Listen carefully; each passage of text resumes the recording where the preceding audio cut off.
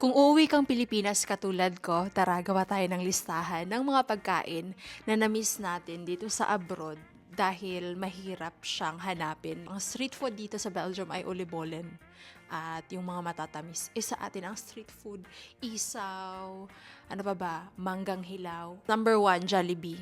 Okay, I know dito sa Europe may Jollibee pero sa Belgium wala kaming Jollibee. Number 2, street food, pastil sa Jansan, isaw, and balot.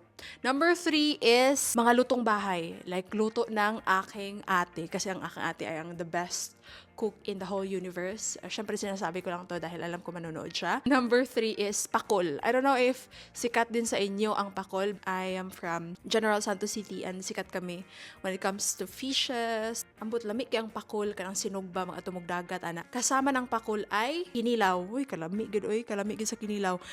Number 5, apil na po ni siya sa street food pero bibingka, mga kutsinta. Unsa tawag ana? Dessert na siya? O, basta yung ana. So, unsa pa man, we will make part 2 para sa video na to kasi gagawa natin siya ng series. Every time may kinakain ako sa Pilipinas kapag uuwi kami, i-film ko siya, ipapakita ko siya sa inyo. Kasi sabi nila, importante daw na gawin to. Gawan to ng listahan. Pag nasa Pilipinas ka na daw, ma-overwhelm ka. Excited na kayo ko mauli. Kakauna na kayo kung mga pagkaon. Unta, di masakit akong tiyan.